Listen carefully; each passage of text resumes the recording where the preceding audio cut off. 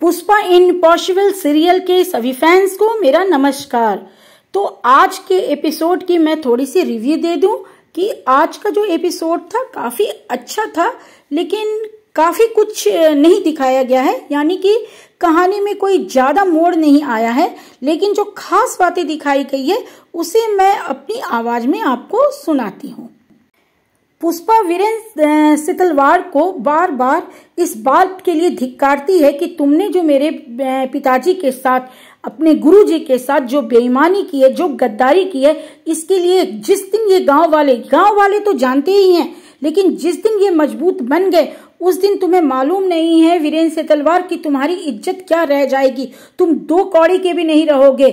तो वीरेंद्र सितलवाड़ कहता है कि आखिर इन गांव वालों को, इन कलाकार को बोलेगा कौन, वो मेरे भक्त हैं। तो पुष्पा अपने पिताजी की प्रतिमा की ओर देखते हुए कहती है कि इन पूरे गांव वालों को, कलाकारों को मैं बताऊंगी वीरेंद्र सितलवाड़ कि मेरे पिताजी के साथ तुमने क्या किया है। तुमने अपने गुरु भक्ति की आड़ में जो बेईमानी की है ना, उस सब का भांडा मैं फोड़ूंगी और इस कला को मैं फिर से जीवंत करूंगी, तुम देखते रहना। उसके बाद पुष्पा अपने पिताजी की प्रतिमा को उठाती है और कहती है कि वीरेंद्र सितलवाड़, तुम जैसे गद्दार के घर में मेरे पिताजी की मूर्ति नहीं रह सकती है। मैं अपने पिताजी की प्रतिमा को अपने साथ लेकर जा रही हूँ। और भरी बारिश में, तेज बारिश में पुष्पा मास्टर जी के साथ अपने पिताजी की प्रतिमा को उठाए हुए उसकी कोठी से निकल पड़ती है। अब आगे की सीन में यह दिखाया गया है कि जैसा कि लोग समझ रहे हैं कि दिलीप को अटैक पड़ा है क्योंकि वो बेहोश हो गया है गिरकर। तो डॉक्टर आते हैं, अश्विन डॉक्टर को बुलाता है, राशि उसके सिरहाने में बैठी हुई है, डॉक्टर उसे जांच कर रहे हैं। वहीं पर अश्विन, दीप्ति, चिराग, भास्कर और आशावरी भी खड़े हैं। डॉक्टर कहता है कि हार्ट अटैक तो नहीं है, इन्हें एंजाइना का पेन उठा है, लेकिन एंजाइना का ये पेन बार बार उठना ठीक नहीं है, इनको अच्छी देखभाल की जरूरत है, आप लोग इनकी अच्छे से देखभाल करिए। डॉक्टर के ऐसा कहने के बाद वहां से चिराग, दीप्ति और अश्विन चले जाते हैं। इस वक्त इस हालत में दिलीप को मानसी की कही हुई बात याद आ रही है कि आपने मेरी माँ को, मेरे नाना जी को, सबको धोखा देके बर्बाद कर दिया है। वो आंखें बंद कर लेता है। अब आगे के सीन में दिखाया गया है कि पुष्पा अपने मास्टर जी से कहती है कि मास्टर जी, अब मैं आगे की पढ़ाई करूंगी या नहीं करूंगी ये तो मैंने नहीं सोचा है, लेकिन मैं ये जरूर चाहती हूँ कि पाटन में मैं अपना काम शुरू करूं। चंद्रिका बहन, आप, जुगल, सभी मेरा साथ दें और धीरे धीरे मुझे मालूम है कि ये पूरा गांव भी मेरा साथ देने लगेगा। मैं अपने बाबूजी के सपनों को इस तरह से उजड़ते हुए नहीं देख सकती हूँ। वीरेंद्र सितलवाड़ ने जिस तरह से पिताजी के साथ गद्दारी किया है ये मैं हरगिज बर्दाश्त नहीं करूंगी। उसके बाद पुष्पा मास्टर जी का पांव छूती है। मास्टर जी उसे आशीर्वाद देते हैं कि तुम जरूर ये कर पाओगी, तुम जरूर अपने पिताजी के नाम को फिर से वापस इस गांव में जीवंत कर पाओगी, इस कला को जीवंत कर पाओगी, मेरा आशीर्वाद तुम्हारे साथ है। फ्रेंड्स, आगे की सीन में काफी मजेदार सीन दिखाया गया है। कुंजवाला मौसी और चिराग खूब खुश हैं। और क्यों खुश हैं? इसलिए कि उनके लिए आज किचन में दीप्ति और अश्विन खाना बना रहे हैं। दीप्ति और अश्विन को खुद कुंजवाला दादी ने कहा है कि तुम दोनों मिलकर मेरे लिए खाना बनाओगे, और उन्होंने कुछ खास खाना यानी कि पनीर का कोई डिश भी उनको दिया है मिलकर बनाने के लिए। और वो दोनों किचन में जिस प्रकार से मिलजुल कर काम कर रहे हैं उसे देखकर चिराग और कुंजवाला दादी बहुत खुश है। चिराग किचन में आकर अश्विन और दीप्ति से कहता है कि दादी को तेज भूख लगी है, आप लोग जल्दी से खाना दीजिए। उसके बाद अश्विन और दीप्ति दादी के लिए खाना निकालकर लाते हैं और उन्हें टेबल पर खाना खाने को देते हैं। दादी बहुत खुश होती है कि चलो आज मैं अपने पोती के हाथ का और अश्विन के हाथ का, दामाद के हाथ का खा रही हूँ। लेकिन खाना खाते हुए दादी कहती है कि ये पनीर तो जला हुआ है, और यानी कि खाने में कुछ नुक्ताचीनी करती हैं। और इस पर दीप्ति और अश्विन कहते हैं कि नहीं, हम दोबारा खाना आपके लिए बना के लाते हैं। दादी बहुत खुश होती है और कहती है कि ठीक है, जाओ और मेरे लिए दोबारा खाना बना के लाओ।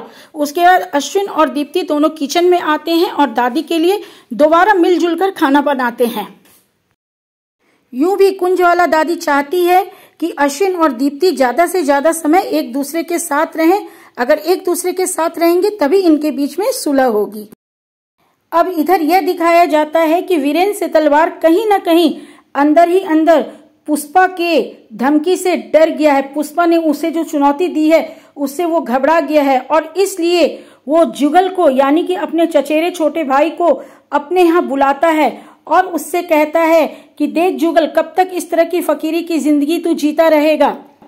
इसी वक्त वीरेंद्र से तलवार अपनी एक स्टाफ को बुलाकर आम के टुकड़े देता है और कहता है कि इसे सारे कारीगरों में मजदूरों में बांट दो।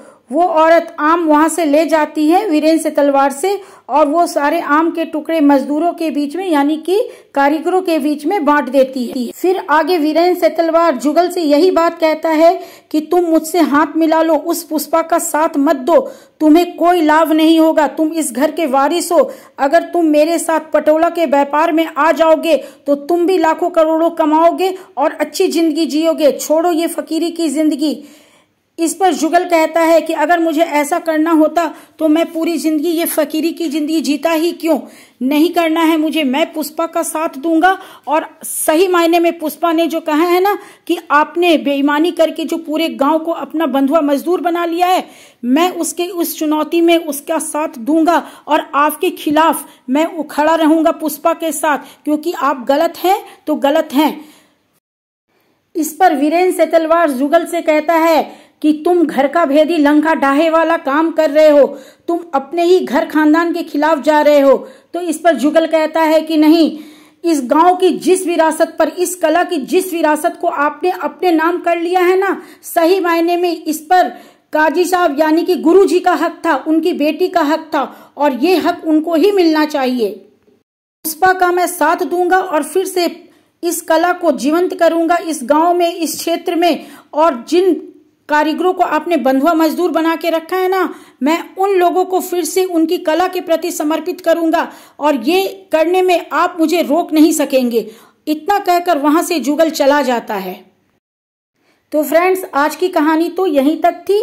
अब परसों यानी कि सोमवार को दिखाया जाएगा कि पुष्पा मास्टर जी से यानी कि नानावटी सर से जाकर स्कूल में कहती है कि वो अब आगे की पढ़ाई उनके स्कूल में नहीं करेगी।